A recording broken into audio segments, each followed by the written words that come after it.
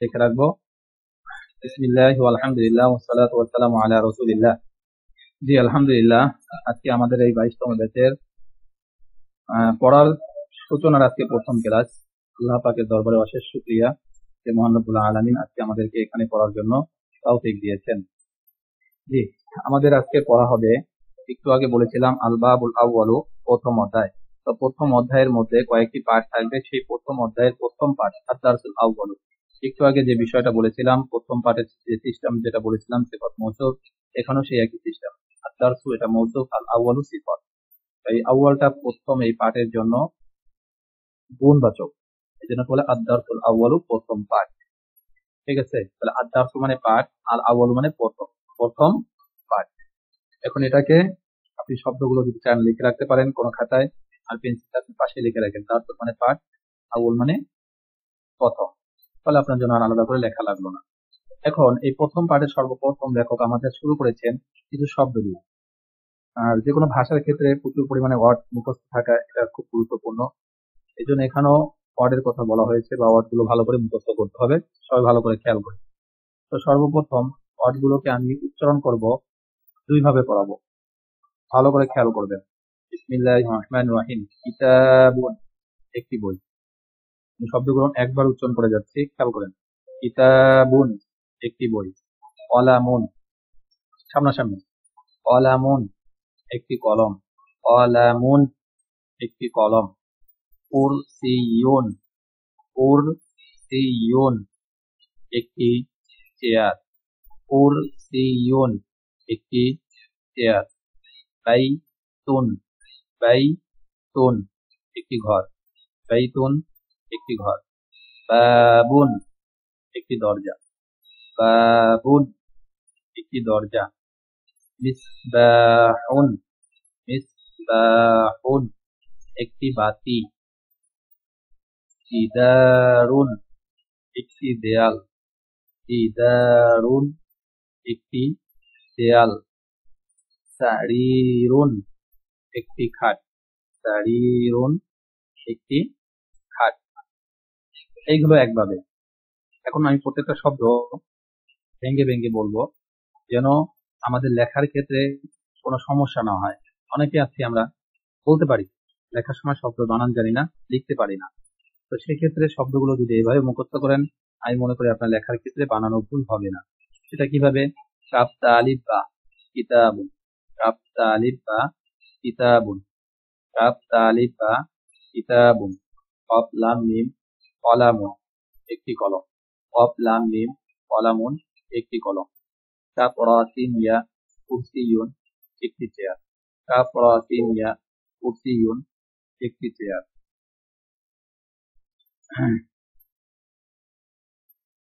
Sound কি আরো বাড়াতে হবে না সাউন্ড কম? সাউন্ড অনেক থাকার কথা। না, ঠিক এরপরে আছে। রায়াতা, বাইতুন, একটি ঘর।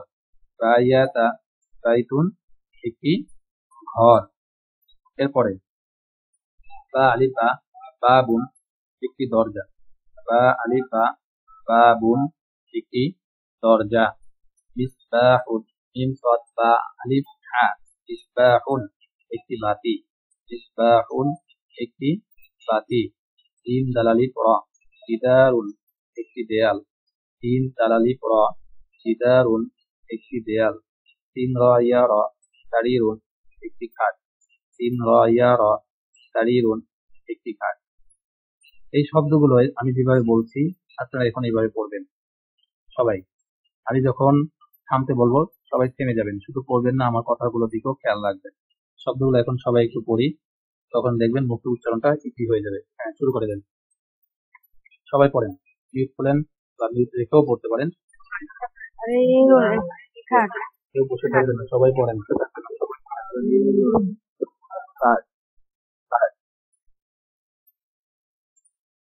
সুযোগ দেওয়া হচ্ছে শব্দগুলো পড়ার জন্য, যেন শুনে নিজেরা উচ্চারণ করলে মুখে ইজি হয়ে যায়, বসে থাকার জন্য না। ভাই চেষ্টা করেন সবাই।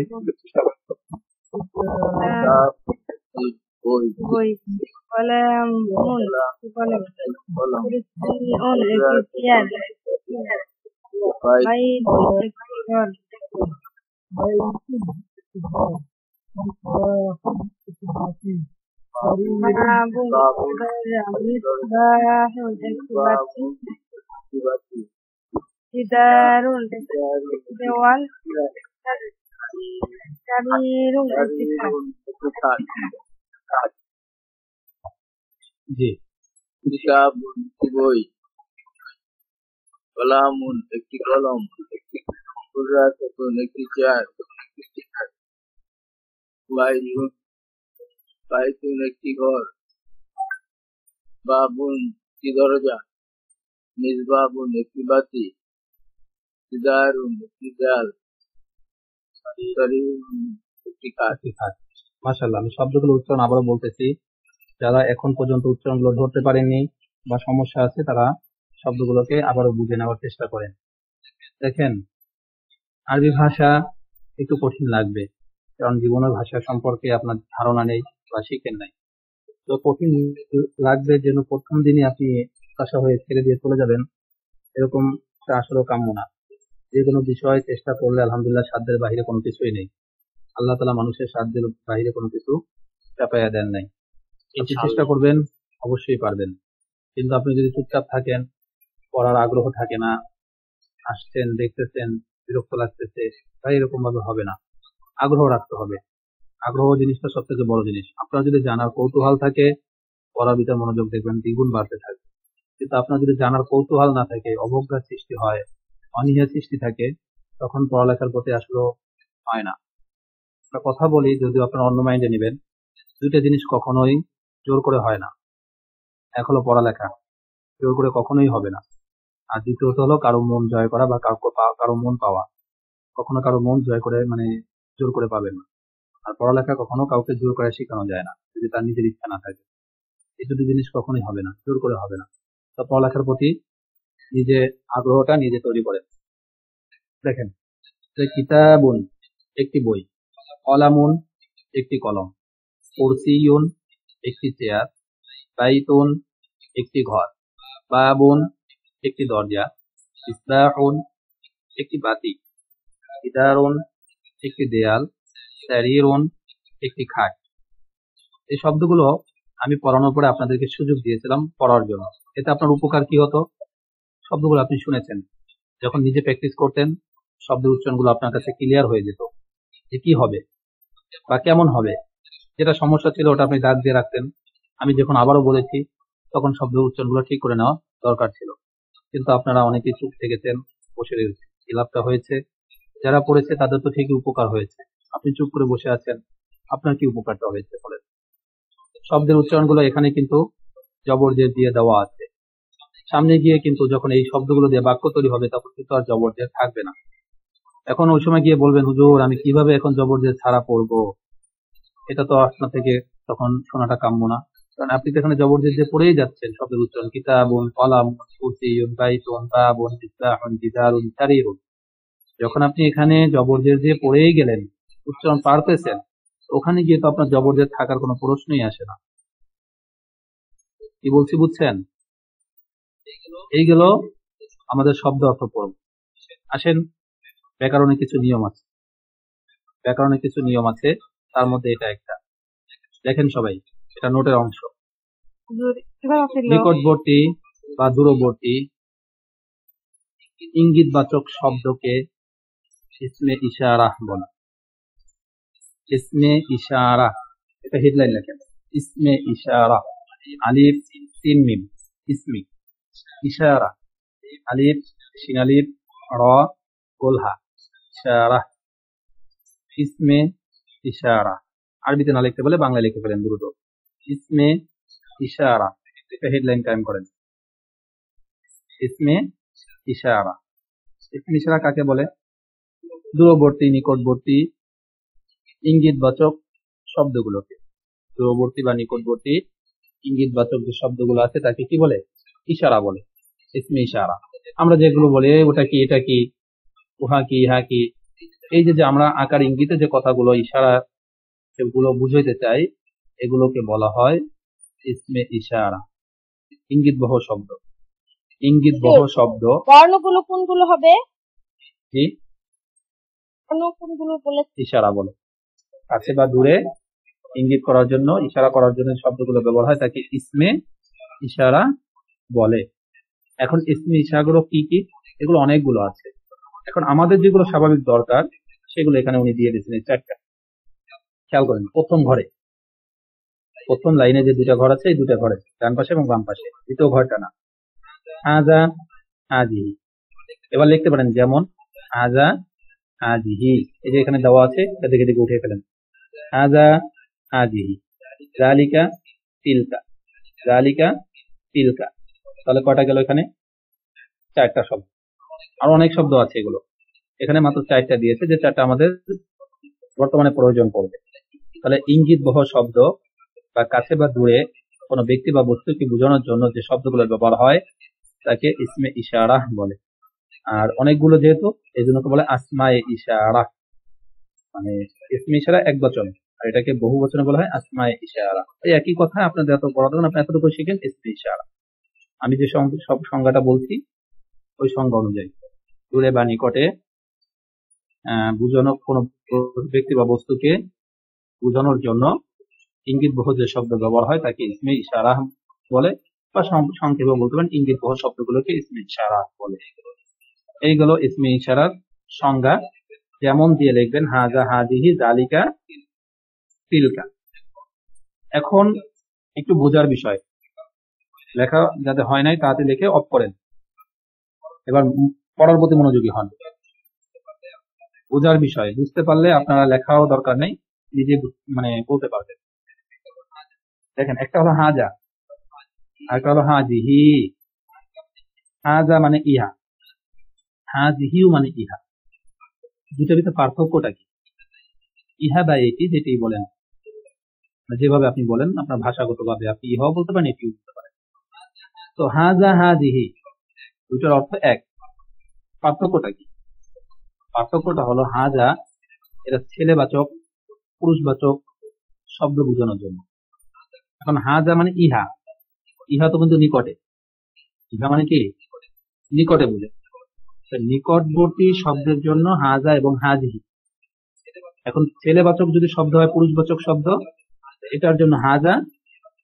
আর যদি মেয়েবাচক শব্দ হয়, স্ত্রীলিঙ্গ শব্দ, তাহলে হাজিহি। ক্লিয়ার? আমি আরেকবার বলতেছি, খেয়াল করবেন। হাজা অর্থ ইহা, হাজিহি অর্থ ইহা। হাজা অর্থ ইহা, হাজিহি অর্থ ইহা। দুটোর ভিতরে পার্থক্যটা কি? আমি কখন হাজা নিব আর কখন হাজিহি নিব? এখন চাইলে কি নিতে পারবো না, ব্যাকরণের নিয়ম। হাজা এটা নিকটবর্তী কোন পুরুষবাচক শব্দকে বোঝানোর জন্য। কোন পুরুষবাচক শব্দ ব্যক্তি যাই আছে, মানে কোন বস্তু ব্যক্তিকে বোঝানোর জন্য হাজা। যেমন আমি বললাম হাজা রজুল, এই লোকটি, বা হাজা রজুলুন, এ একজন ব্যক্তি, রজুলুন মানে ব্যক্তি। আর যখন মেয়ে হবে, বিন্তুন মানে মেয়ে, হাজিহি বিন্তুন, হাজিহিল মারআতু, এই মহিলাটি, হাজিহি ইমরাতুন, এ একজন মহিলা। তাহলে কোন ছেলেকে বা ছেলেবাচক শব্দ বা ব্যক্তি বা বস্তুকে বোঝানোর জন্য ইঙ্গিত করতে গেলে হাজা ব্যবহার করতে হবে, আর মেয়ে বাচক শব্দের জন্য হাজিহি ব্যবহার করতে হবে। হাজা হাজি মানে ইহা এটি। ঠিক আছে? এখন কোনটা ছেলেবাচক শব্দ কোনটা মেয়েবাচক শব্দটা কিভাবে বুঝবো, এটা পরে আলোচনা আসতেছে, এটা এখানে আলোচনা না। এখন যেটা আপনাকে এটার ব্যাকরণটা বুঝাতে চাচ্ছি, যে হাজা কখন ব্যবহার হয়, হাজি কখন ব্যবহার হয়। এতটুকু কি ক্লিয়ার হয়েছেন? না হলে বলবেন, আমি একটা 10 বার বুঝাতে রাজি আছি। Sir clear sir. লজ্জা পাবেন না, পড়ালেখার ক্ষেত্রে কোনো নাই। আপনি বুঝেন নাই বুঝতে পারেন, স্বাভাবিক। না বুঝলে আবারও জিজ্ঞাসা করেন।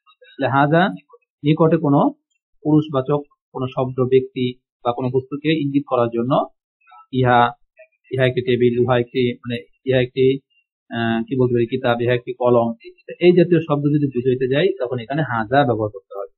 আর হাজিহি তেমন বলতে পারি ইহা একটি মাদ্রাসা, ইহা একটি খাতা, ইহা একটি টেবিল, এই জাতীয় শব্দ বোঝানোর ক্ষেত্রে তখন হাজিহিকে ব্যবহার করতে হবে। আমরা এক কথায় জেনে রাখলাম, নিকটবর্তী পুরুষবাচক কোন শব্দ, ব্যক্তি বা কোন বস্তুকে বোঝানোর জন্য হাজার ব্যবহার হয়, আর নিকটবর্তী কোন মেয়েবাচক শব্দকে বোঝানোর জন্য হাজিহি এর ব্যবহার হয়। সেম এরকম এই জালিকা আর তিলকা, হুজুর আমরা এই জালিকা আর বস্তুর ক্ষেত্রে ব্যবহার করতে পারবো? তিলকা। জি আমরা বস্তুর ক্ষেত্রে কোনটা ব্যবহার করবো? হ্যাঁ, বস্তুর ক্ষেত্রে যেমন আমি বললাম না, কিতাবুন এটা তো একটা বস্তু, তখন হাজা আনতে হবে। এখন পুরুষবাচক শব্দ আর মেয়েবাচক শব্দ পার্থক্যটা আমি বুঝাবো, কিন্তু আপনি আপাতত এই দুইটার ব্যবহার জানেন যে হাজা এটা পুরুষবাচক শব্দের জন্য ব্যবহার হয় নিকটে, আর হাজি এটা নিকটে মেয়েবাচক শব্দ বোঝানোর জন্য ব্যবহার হয়। ক্লিয়ার? দেন এটা বিপরীত। ইহা ছিল এখন তখন ছিল হলো কাছে, আর এটা হলো দূরে। জালিকা তিলকা, জালিকা তিলকা মানে উহা বা সেটি, যাই বলেন। তো জালিকা এটা পুরুষবাচকের জন্য, আর তিলকা এটা মেয়েবাচকের জন্য। জালিকা পুরুষবাচকে বোঝানোর জন্য, উহা মানে দূরে ইঙ্গিত করার জন্য, আর তিলকা এটা মেয়েবাচক শব্দ বা ব্যক্তি বা বস্তুকে বোঝানোর জন্য, দূরে যেটা থাকবে। এখন উদাহরণস্বরূপ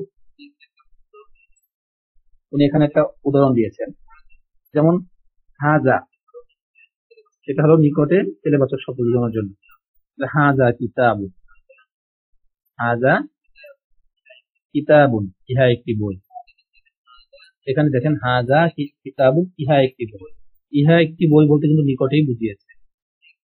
ঠিক জালিকা কলামুন, উহা একটি কলম, উহা একটি কলম।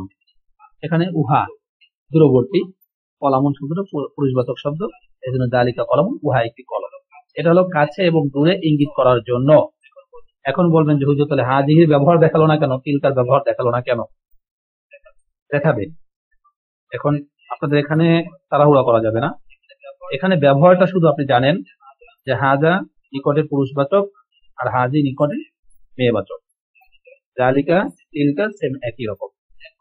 এখন আপনাকে এই দুটা শব্দ দিয়ে শুধু এই চারটার মধ্যে থেকে আমরা শুধু হাজা আর জালিকা দিয়ে পড়বো। এখন বাকি রয়ে গেছে হাজিহা তিলকা, এই দুটো পরে পড়বো, কারণ আমরা এখনো পুরুষবাচক শব্দ আর মেয়েবাচক শব্দ দুটার মধ্যে পার্থক্য করা শিখি নাই। এটা শিখবো, কিভাবে বুঝবো এটা আপনাদেরকে একটু পরে আমি বুঝাচ্ছি, বা আগামী ক্লাসে বুঝাবো, আজকে না। তাহলে এক্ষেত্রে এখন আমরা খেয়াল করব এখানে যে বিষয়টা, এখন নিকটে আর দূরে ছেলেবাচক শব্দ কিন্তু, যেমন হাজা কিতাবুন ইত্যাদি যে শব্দগুলো পড়েছেন, এই শব্দগুলো দিয়ে এখন এখানে বাক্য তৈরি করা হবে, কাছে এবং দূরে বোঝানো, কাছে এবং দূরে বোঝানোর জন্য। কি কি শিখলাম আমরা? কিছু শব্দ শিখলাম, কারণ এই শব্দগুলো দিয়ে এই যে কাছে এবং দূরে বোঝানোর যে ব্যাকরণটা শিখেছি, এই ব্যাকরণটার ব্যবহার প্র্যাকটিস চলবে, ব্যবহার বা প্র্যাকটিস চলবে।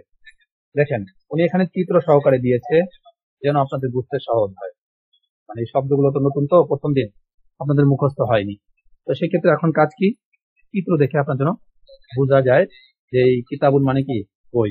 তাহলে হাজা কিতাবুন, হাজা মানে কি ইহা, কিতাবুন মানে একটি বই।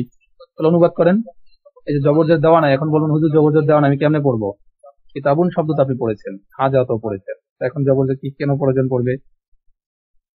জবরজের ছাড়াই তো আপনি পড়তে পারবেন। হাজা কিতাবুন, হাজা কিতাবুন অর্থ কি হবে? ইহা একটি বই। ইহা একটি বই।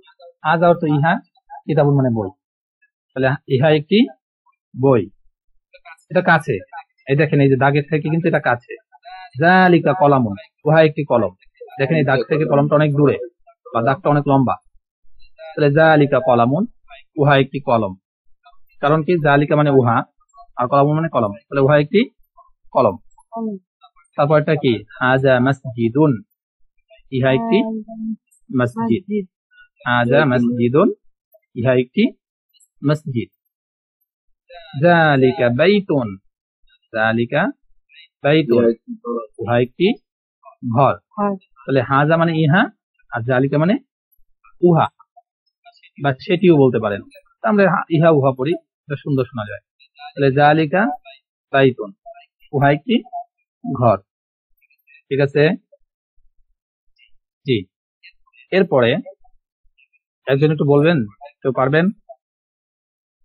হাজা জি হুজুর, বাবু আমি বলতেছি। হুজুর, হাজা আমি পারবো। বাবু হ্যাঁ হাজা বাবুন, হুম ইহা একটি দরজা। যালিকা মিসবাহুন, উহা একটি বাতি। হাজা জিদারুন, ইহা একটি দেওয়াল। জিদারুন শব্দের উচ্চারণটা আমি আবারও জিদারুন, বলি। হাজা জিদারুন, হাজা হাজা জিদারুন, জিদারুন, এটা একটি দেয়াল। দেওয়াল। পরে যালিকা কুরসিয়ুন, হ্যাঁ উহা একটি চেয়ার। হাজা বাইতুন, ইহা একটি ঘর। যালিকা কুরসিয়ুন, উহা একটি চেয়ার। যালিকা এটা তো হাজা মাসজিদুন, কুরসিউন, ইহা এটা একটি চেয়ার। তো হাজা হাজা কুরসি কুরসিয়ুন, একটি চেয়ার। এটি একটি চেয়ার। হ্যাঁ হবে এটি, হ্যাঁ সমস্যা নেই, বলেন। যালিকা মাসজিদুন, উহা একটি মসজিদ। হাজা হাজা জিদারুন, ইহা একটি দেওয়াল। যালিকা সারিরুন, মিসবাহুন, হুম, হাজা সারিরুন, হাজা সারিরুন, একটি খাট। হাজা সারিরুন, ইহা একটি খাট। হাজা জিদারুন, জিদারুন, জিদারুন, ইহা একটি দেওয়াল। হুম, যালিকা যালিকা মিসবাহুন, উহা একটি বাতি। হ্যাঁ যালিকা শারীরুন, সারিরুন, উহা উহা একটি একটি খাট। খাট। হাজা হাজা বাবুন, বাবুন, ইহা ইহা একটি একটি দরজা। দরজা। জালিকা জিদারুন, উহা একটি ইহা দেওয়াল। দেয়াল। যাই হোক, আপু পড়েছেন মাশাআল্লাহ। অন্যরা পড়াগুলো হয়তো শুনে, এখন কি আমার নিজের বলতে হবে না আপুর পড়াটাই যথেষ্ট? আমাদের একজন একজন করে বলতে পারলে ভালো হতো। এখন সবার থেকে যদি এভাবে বলতে যাই তাহলে তো সমস্যার সময় লাগবে। ইনশাল্লাহ পড়াশোনার সময় কিন্তু সবার থেকেই শোনা হবে। তখন নাম ধরে ধরে বলবো যে এরকম বাংলা, আমি বাংলা বলবো, আপনাদের আরবি বলতে হবে, ঠিক আছে? পড়াশোনার সময় কিন্তু ছাড় নেই। তখন আমি নাম ওকে, ধরে যাকে বলবো তার এরকম ভাবে বলতে হবে। এইটার যে প্র্যাকটিক্যালি উনি বুঝাইতে চাচ্ছেন, কাছে এবং দূরে, কাছে এবং দূরের যে প্র্যাকটিক্যালি ব্যবহারটা বুঝাইছেন, এটা কি কেউ বুঝেন নাই ভাই আছেন? একদম খালেজ দিলে বলবেন যে ভাই আমি বুঝি নাই, হুজুর আমাকে আবার বুঝালে ভালো হয়, সমস্যা নেই, আমি বলবো। আছেন কেউ? বুঝেছি স্যার, ভালোভাবে বুঝেছি। স্যার ভালোভাবে বুঝেছি। মাশাআল্লাহ। আমি আবারও বলতেছি, শব্দের উচ্চারণগুলো একবার বলে দিচ্ছি, ব্যবহারের নিয়মগুলো আরেকবার বলে দিচ্ছি। কিতাবুন একটি বই, কলামুন একটি কলম, কুরসিয়ুন একটি চেয়ার, বাইতুন একটি ঘর, বাবুন একটি দরজা, মিসবাহুন একটি বাতি, জিদারুন একটি দেয়াল, সারিরুন একটি খাট। এরপর নিকটবর্তী এবং দূরবর্তী ইঙ্গিত করার জন্য যে শব্দগুলো ব্যবহার করা হয় এগুলোকে ইসমে ইশারাহ বলা হয় আরবিতে, অর্থাৎ ইঙ্গিত বহ শব্দ। তো নিকটে বোঝানোর জন্য হাজা এবং হাজিহি এর ব্যবহার করা হয়। তো দুটো শব্দই কি আমি মন চাইলে যখন ইচ্ছা ব্যবহার করতে পারবো নিকটে বোঝানোর জন্য? তো বলা হয়েছে না, আমাদের ব্যাকরণের নিয়ম আছে। হাজা ছেলেবাচক শব্দ, পুরুষবাচক শব্দের জন্য নিকটে যখন বুঝাতে যাব তখন হাজা ব্যবহার হবে, আর মেয়েবাচক শব্দকে যখন বুঝাতে যাব তখন হাজিহি এর ব্যবহার হবে। ঠিক এরকম ভাবে জালিকা এবং তিলকা, এটা নিয়মও এক। জালিকা মানে, তিলকা মানে, দুইটার অর্থ উহা। আমি যখন ইচ্ছা তখন সেটাকে নিতে পারবো না, পারবো না। ব্যাকরণের নিয়মের ফলো করতে হবে। পুরুষবাচক শব্দ যখন আসবে সেটাকে যখন আমি দূরে বুঝাইতে চাবো যে উহা একজন ব্যক্তি, উহা একটি কলম, তখন সেখানে আমাকে জালিকার ব্যবহার করতে হবে। আর যখন মেয়েবাচক শব্দকে দূরে বুঝাইতে চাবো তখন সেখানে আমাকে তিলকার ব্যবহার নিতে হবে। এই ছিল আমাদের ব্যাকরণের নিয়ম। তো এখান থেকে শুধু হাজা কাছে বোঝানোর জন্য আর জালিকা দূরে বোঝানোর জন্য, এই দুটো শব্দ দিয়ে আমাদের প্র্যাকটিক্যালি ব্যবহার দেখানো হয়েছে এখানে চিত্র আকারে। উপরে যে শব্দগুলো পড়েছে এই শব্দগুলো দিয়ে এই কিতাবের নিয়ম হলো প্রথম শব্দ অর্থ পড়ানো হবে, এই শব্দগুলোর মানে শব্দগুলোকে নিয়ে প্র্যাকটিক্যালি কিছু বাক্য তৈরি করা হবে, যেন ওই শব্দগুলো আপনার কাছে ব্যবহার করার সিস্টেমটা আপনার কাছে স্পষ্ট হয়ে যায়। তো এখানেও তিনি একই করেছেন, শব্দগুলো পড়াইছেন, এরপর একটা ব্যাকরণ নিয়ম সৃষ্টি করেছে উনি। ব্যাকরণটা দেখিয়ে এই ব্যাকরণের নিয়ম অনুযায়ী শব্দগুলোকে নিয়ে প্র্যাকটিক্যালি আমরা এখানে ব্যবহারগুলো দেখিয়েছি বা লেখক দেখিয়েছে, আমরা চেষ্টা করেছি পড়ার জন্য। তো আশা করি আলহামদুলিল্লাহ যেটা বলা হয়েছে সেটা আপনারা বুঝছেন, আর এখানে নতুন করে আর কিছু বলার নেই। এখন নতুন করে একটা নোট করতে হবে। নতুন করে একটা নোট করতে হবে। Headline then মুজাক্কার মুআন্নাস। Headline then মুজাক্কার মুআন্নাস। বৃষ্টি হচ্ছে, একটু আওয়াজ শুনতে কষ্ট হতে পারে, জোরে বৃষ্টি নামছে, তো খেয়াল করবেন সবাই। মুজাক্কার মুআন্নাস, একটা হেডলাইন লেখেন মুজাক্কার মুআন্নাস। লেখা হলে সিগন্যাল দিবেন। কি হয়েছে? কি হয়েছে? মুজাক্কার মুআন্নাস হেডলাইন লিখছেন। এখন লেখেন পুরুষবাচক শব্দকে মুজাক্কার বলে। পুরুষবাচক শব্দকে মুজাক্কার বলে। পুরুষবাচক শব্দকে মুজাক্কার বলে। মেয়েবাচক শব্দকে মুআন্নাস বলে। মেয়েবাচক শব্দকে মুআন্নাস বলে। খেয়াল করেন, নোটটা করে ফেলেন, কাজে লাগবে। পুরুষবাচক শব্দকে মুজাক্কার বলে। যদি এইভাবে নাও পারেন, পেন্সিল দিয়ে অন্ততপক্ষে বইয়ের পাশে একটু টুকে রাখেন, কাজে লাগবে। পুরুষবাচক শব্দকে মুজাক্কার বলে, মেয়েবাচক শব্দকে মুআন্নাস বলে। বুঝছেন? আছেন। এবার পুরুষবাচক শব্দ আর মেয়েবাচক শব্দ কিভাবে চিনবেন? সেই শব্দের শেষে গোলটা থাকে, এই যে খেয়াল করেন, এই যে লাস্টে গোলটা, এই যে মাদ্রাসাতুন লাস্টে তা, এটা গোলটা বলে। তাবুরাতুন, এই যে তা গোলটা, ইসরাতুন, এই যে তা, এখানে যে শব্দগুলো আছে সবগুলো গোলটা। যে শব্দের শেষে গোলটা থাকে না তাকে মুজাক্কার মানে পুরুষ জাতীয় শব্দ বলে। এই যে আজকে সর্বপ্রথম যে শব্দগুলো পড়েছিলাম, কিতাবুন, কলামুন, দেখেন একটা শব্দের শেষেও গোলটা নেই, এগুলো সব ছিল মুজাক্কার শব্দ। যে শব্দের শেষে গোলটা থাকে না তাকে মুজাক্কার বলা হয়, মানে পুরুষ জাতীয় শব্দ। আর যে শেষে গোলটা থাকে, যেমন আমাদের এই পৃষ্ঠায় দেওয়া আছে, এই যে মাদ্রাসাতুন একটি মাদ্রাসা, সাবুরাতুন একটি ব্ল্যাকবোর্ড, এখানে যে কটা শব্দ আছে সবগুলোকে মুআন্নাস বলে। যে শব্দের শেষে গোলটা থাকে তাকে মেয়ে জাতীয় শব্দ অর্থাৎ মুআন্নাস বলা হয়। মুআন্নাস শব্দ অর্থাৎ মেয়ে জাতীয় শব্দ বলা হয়। তাহলে মুজাক্কার আর মুআন্নাসের সংজ্ঞা পেয়েছেন?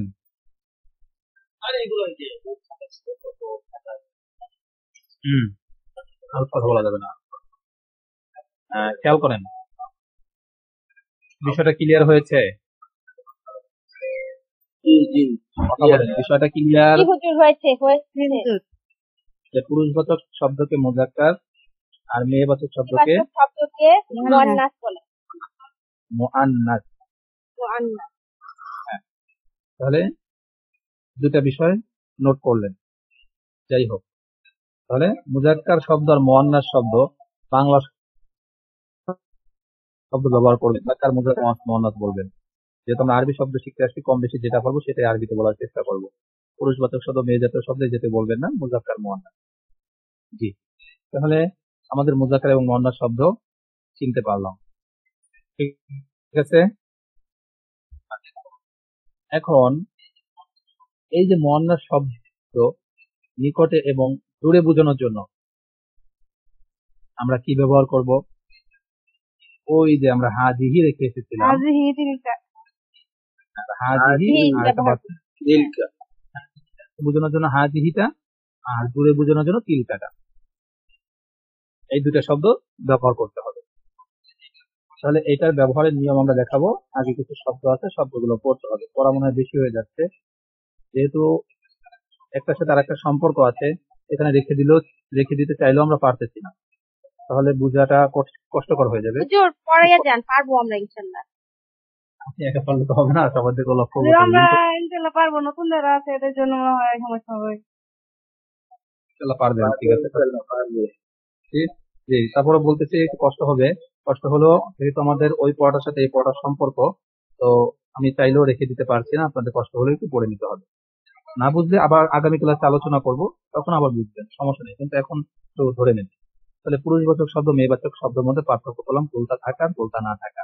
তো মেয়েবাচক শব্দের শেষে গোলটা থাকে, কি কি শব্দ সেগুলো আমরা একটু খেয়াল করি। উনি উদাহরণস্বরূপ এখানে দিয়েছেন মাদ্রাসাতুন, একটি মাদ্রাসা। মিম দাল র সিন তা, মাদ্রাসাতুন, একটি মাদ্রাসা। মুখস্থ করার সময় এভাবে বানান করে মুখস্থ করবেন, লেখায় লিখবেন, কোনো ভুল হবে না কখনো। সাব্বুরাতুন, একটি ব্ল্যাকবোর্ড। সিন বা র, সিন বা ওয়াও র তা, সিন বা ওয়াও র তা। সাব্বুরাতুন, একটি ব্ল্যাকবোর্ড। সাব্বুরাতুন, হুজুর ওই একটি বায়ের নামে ব্ল্যাকবোর্ড। কি তাসদিদ আছে? জি, ওই হ্যাঁ, যে বার উপরে তাসদিদ, সাব্বুরাতুন, বার উপরে তাসদিদ। সাব্বুরাতুন, একটি ব্ল্যাকবোর্ড।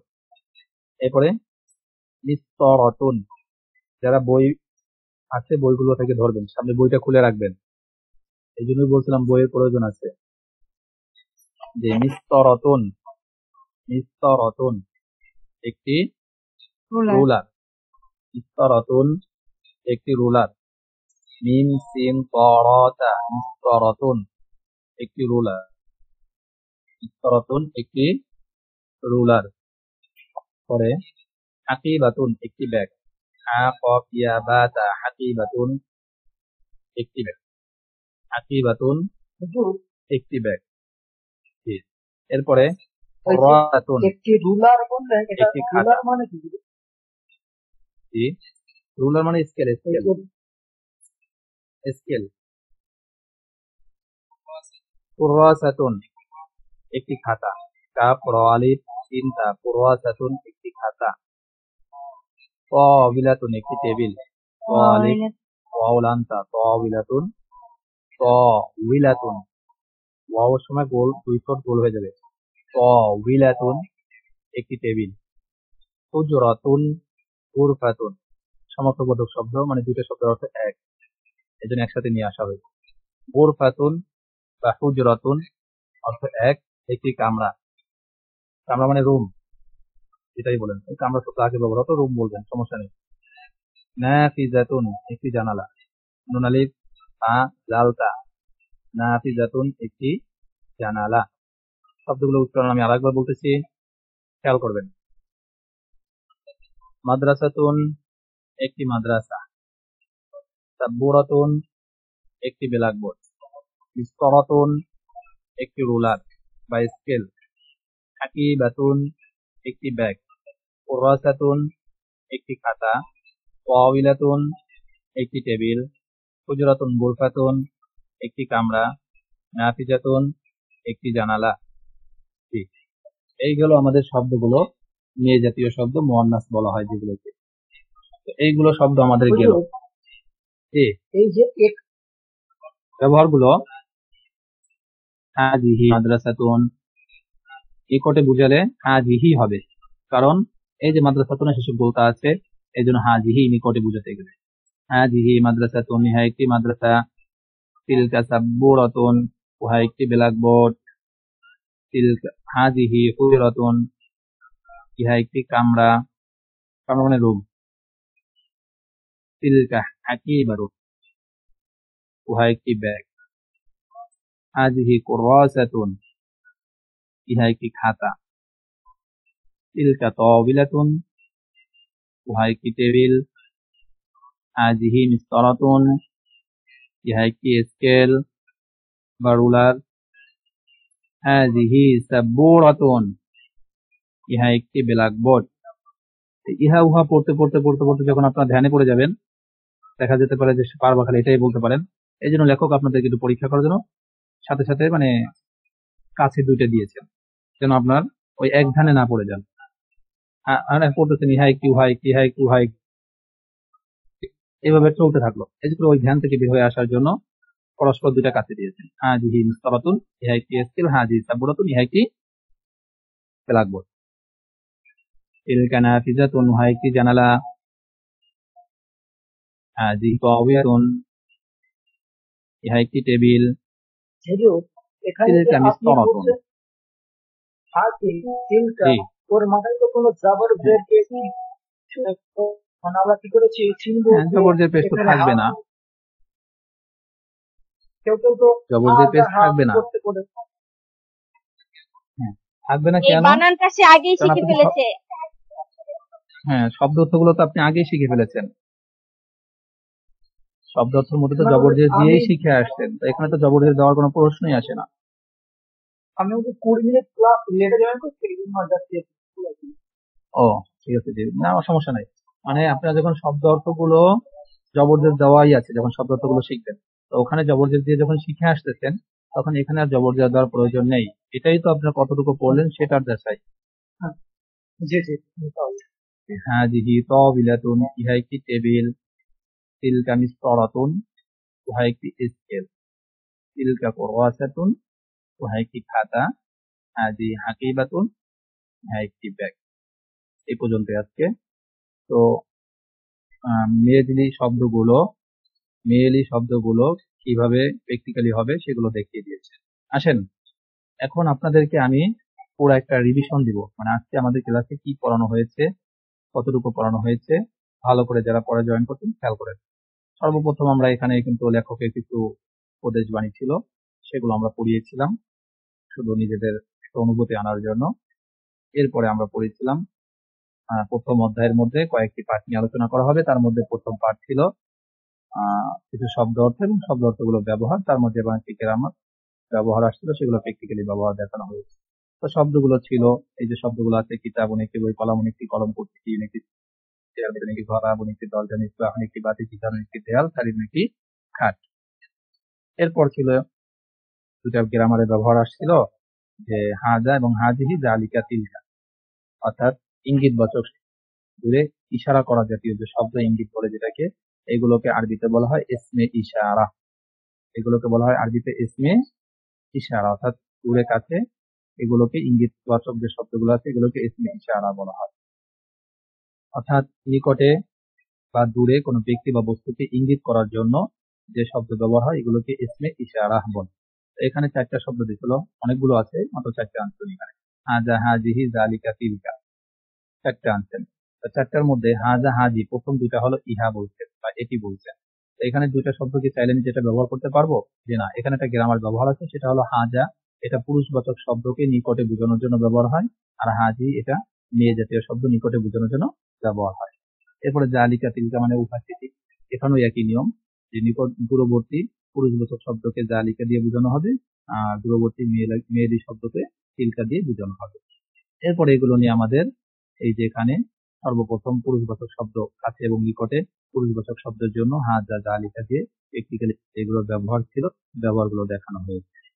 এরপরে গিয়ে একটা গ্রামার লেখানো হলো, সেটা হলো পুরুষবাচক শব্দ আর মেয়েবাচক শব্দ কিভাবে চিনব।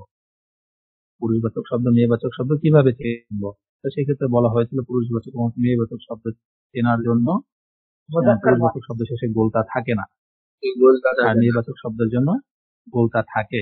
উদাহরণ হিসাবে এখানে দেখানো হলো যে এই যে শব্দগুলো প্রথমে এখানে দেখেন একটা শেষেও গোলতা নেই, এটা হলো পুরুষবাচক শব্দ। আর মেয়েবাচক শব্দ শেষে এই যে দেখেন যে মাদ্রাসা, তুন, তা আছে, সবগুলো শব্দ শেষে গোলতা আছে। এই গোলতা থাকার কারণে এটা মেয়েলি শব্দ। আর যেটাকে আরবিতে বলা হয় পুরুষবাচক শব্দগুলোকে আরবিতে বলা হয় মুজাক্কার, মুজাক্কার, আর মেয়ে জাতীয় শব্দকে আরবিতে বলা হয় মুআন্নাস, মুআন্নাস। এটা ছিল আজকে মোট পড়া, এবং এগুলোকে কাছে এবং দূরে এই মেয়েলি শব্দগুলো হাজিহি এবং তিলকার মাধ্যমে প্র্যাকটিক্যালি ব্যবহার দেখানো হয়েছে। তো আজকে আমাদের মৌলিক পড়া এতটুকুই ছিল। আগামী ক্লাসের জন্য আপনারা এতটুকুর জন্য প্রস্তুতি নিয়ে আসবেন ইনশাআল্লাহ। এখন আপনাদেরকে আমি একটা কথা বলি, রেকর্ড আজকে এই পর্যন্ত শেষ। জি, এখন যে কথাটা সেটা হলো যে যে শব্দগুলো পড়লেন, প্রথম যে শব্দগুলো পড়লেন, এই শব্দগুলো কার বাড়িতে নেই, কার ঘরে নেই, কার রুমে নেই। আমি বিশ্বাস করবো না যদি কেউ বলে যে আমার বাসায় এগুলো নেই, বিশ্বাস করার মতো না। কার বাসায় নেই? সবার বাসায় আছে। এই শব্দগুলো আমাদের সবার বাসায় আছে। তো আপনি শব্দগুলো খালি পড়লে হবে? কলম দিয়ে যখন কিতাব যখন হাতে নিচ্ছেন, কলম দিয়ে লিখতেছেন, চেয়ারে গিয়ে বসতেছেন, ঘরে নিতে ঘুরতেছেন, দরজাটা খুলতেছেন, জানালা বন্ধ করতেছেন, বা যে বাতি, তারপর দেয়ালের পাশে যাচ্ছেন, কখন যখন যেটা করবেন তখনই প্র্যাকটিক্যালি শব্দগুলো মুখস্থ করার চেষ্টা করবেন, মনে করবেন। আপনি খাটের উপর শুতে গিয়েছেন, মনে করেন খাটের আগের দিন কি পড়েছিলাম, 1 দিন 2 দিন ট্রাই করেন, মনে নেই, বইটা খুলে দেখেন, 1 মিনিট সময় লাগবে, সর্বোচ্চ 2 মিনিট সময় নষ্ট হবে, এটাও কি আপনি দিতে পারবেন না? তা পড়ালেখা শেখা তো আসলে কোনো মানে আসে না। তো এটা এইভাবে করে করে আপনাকে শিখতে হবে। প্রত্যেকটা শব্দ প্র্যাকটিক্যালি মনে করতে হবে। যখন যেটা আপনি সম্মুখীন হবেন তখনই মনে করেন এই শব্দের আরবিটা যেন কি করছিলাম। একদিন খেয়াল করেন, 2 দিন খেয়াল করেন, 3 দিনের দিন আপনার খেয়াল করতে হবে না। আপনি বিছানায় শুতে যাবেন, খাটের উপর বসলে আপনার মনে পড়বে এটা আরবি তো এটা। আপনার মনে করতে হবে না, অটোমেটিক আপনার মাথায় উপস্থিত হয়ে যাবে যদি আপনি প্রথম 2-3 দিন ট্রাইটা করেন।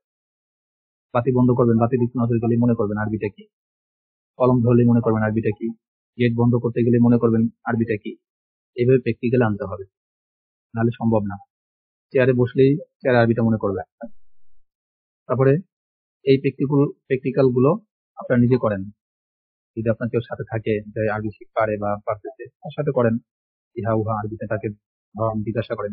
যদি তাও না পারেন সমস্যা নেই, আপনি একা 2জন হয়ে যান, কল্পনায় যান, নিজেই প্রশ্ন করে নিজেই উত্তর দেন, মানে নিজেই তাকান ওহা দূরে, নিজেই মনে মনে ভাবেন, নিজেই আরবি করেন। এটা করতে হবে। কিছুদিনের জন্য পাগল হয়ে যান, নিজেকে তো পাগল মনে করেন। একা একা কথা বলা শিখেন, একা একা কথা বলা শিখেন। কতই না কথা বলছেন, পড়ালেখার জন্য না একা একা কথা বলেন, তো পাগল হন, সমস্যা কি? তো চেষ্টা করেন একাই 2জন হয়ে যান, নিজেই নিজের কল্পনা করেন এরা নিকটে, তখন আরবি করেন, ইহা একটি বাতি, ইহা একটি কলম।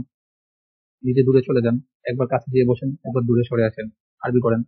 কয়েকদিন ট্রাই করেন, অটোমেটিকলি আপনার কাছে এটা সহজ হয়ে যাবে। এটা হলো প্র্যাকটিক্যালের উপরে নির্ভর করে। যত প্র্যাকটিস করবেন, যত নিজেকে প্র্যাকটিসের মধ্যে মানে সময় দিবেন, তত দেখবেন আপনার কাছে এটা বেশি ক্লিয়ার হবে। এবারে মেয়ে জাতীয় শব্দ, এখানে শব্দগুলো কে না পারে, কে এই শব্দগুলো সম্মুখীন হয় না বলেন? মাদ্রাসাতুন, আচ্ছা এটার সাথে সম্পর্ক কম, কাব্যরতন এটার সাথে সম্পর্ক কম। যাই হোক, তারপর খেয়াল রাখলে হবে। স্কেল কম বেশি সবার লেখাপড়ার ক্ষেত্রে কম বেশি প্রয়োজন পড়ে। ব্যাগ কে না ব্যবহার করে প্রত্যেকদিন, সবারই তো ব্যবহার করা লাগে। আপু বলেন আর ভাইয়া বলেন, সবারই তো ব্যাগ প্রয়োজন পড়ে, অফিসে গেলেও লাগে, বাইরে গেলেও লাগে। তারপরে খাতা, এটাও লাগে। টেবিল, প্রত্যেকদিন তো কম বেশি খাবারের টেবিলে যান। মনে করেন টেবিলে খেতে বসছেন, খাবারের টেবিলে বসে টেবিল আরবি মনে করেন। রুমের মধ্যে তো প্রত্যেকদিনই থাকেন, আপনার রুমে যখন আপনি প্রবেশ করতেছেন, রুমের দরজাটা লাগাচ্ছেন, দরজার আরবি মনে করেন, রুমের আরবি মনে করেন। সহজ। জানালাটা চাপাই দিচ্ছেন, জানালাটা লাগাচ্ছেন, আরবিটা মনে করেন। এগুলো যদি না করেন তাহলে মনে থাকবে না, প্র্যাকটিক্যালি আনতে হবে। শব্দগুলো প্রত্যেকদিন মুখস্থ দেখে দেখে পড়বেন, 10 দিন পড়েন, শব্দগুলো এমনি মুখস্থ হয়ে যাবে। আপনার মুখস্থ করা লাগবে না, মুখস্থ হতে বাধ্য যদি আপনি প্রত্যেকদিন এগুলোকে নিয়ে প্র্যাকটিক্যালি এভাবে চেষ্টা করেন এবং প্রত্যেকদিন শব্দগুলো একবার করে রিভিশন করেন। আর ওই শব্দগুলোকে আপনি প্র্যাকটিক্যালি ব্যবহার করার চেষ্টা করেন। যেমন আপনি যেটা আপনার সম্মুখে আসতেছে, আপনি যেটা সম্মুখীন হচ্ছেন, ওই সময়টা মনে করেন, অটোমেটিকলি আপনার কাছে এই শব্দগুলো সহজ হয়ে যাবে।